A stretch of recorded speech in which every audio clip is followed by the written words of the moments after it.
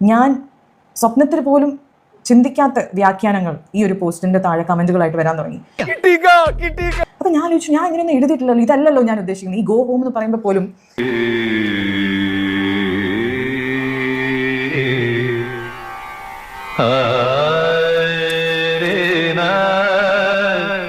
ഞാനത് പറയുന്നത് നിങ്ങൾ സേഫ് ആയിട്ട് ഇരിക്കണേ എന്ന് പറയുന്നതിന്റെ കൂടെയാണ് ഞാനത് പറയുന്നത്. അതുകൊണ്ട് ഇപ്പൊ എന്താ? ഐ എം നോട്ട് സെയിങ് നിങ്ങൾ ഇത് നിർത്തിയിട്ട് നിങ്ങൾ വീട്ടിൽ പോകണം ആ ഒരു മൂഡിൽ പറയാൻ. ഫസ്റ്റ് ഓഫ് ഓൾ ഞാൻ ആരുമല്ല, I'm nobody to say that. അത് പറയേണ്ട ആവശ്യം എനിക്കില്ല.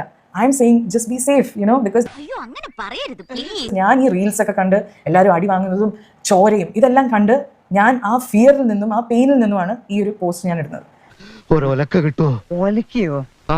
പിന്നെ എനിക്ക് ക്ലാരിഫൈ ചെയ്യേണ്ടത്, ഈ പോസ്റ്റ് സ്റ്റോറി ഇട്ട സമയത്ത് ഇദ്ദേഹം ഇത് വേറൊരു സ്റ്റോറി ഇട്ടിട്ട് പറഞ്ഞു, നീ ഇങ്ങനെ വെറുതെ നെഗറ്റീവ് അടിച്ചുകൊണ്ടിരുന്നോ?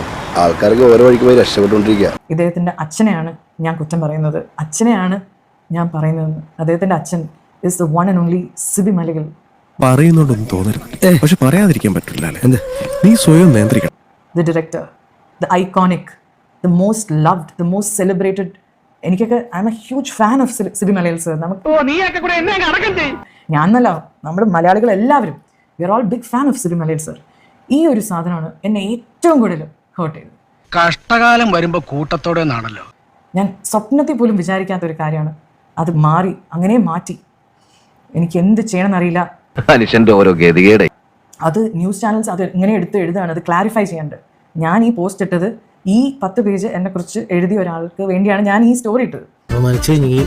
കുറേ കാര്യങ്ങൾ ഞാൻ തിരുത്തിക്കൊണ്ടിരിക്കുകയാണ്.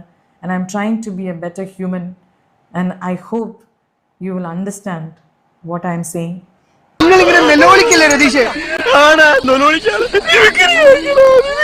തെറ്റുണ്ടായിട്ടുണ്ടെങ്കിൽ ഈ പോസ്റ്റ് വായിച്ചിട്ട് ആർക്കെങ്കിലും ഇപ്പോഴും ഹേർട്ട് ഉണ്ടെങ്കിൽ I am sorry.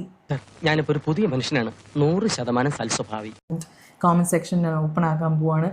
And I hope you all will be kind to me. Criticise ചെയ്തോളൂ, പക്ഷേ ഓൾസോ അണ്ടർസ്റ്റാൻഡ്. കാര്യമായിട്ടൊന്നും ആഘോഷിക്കണോ?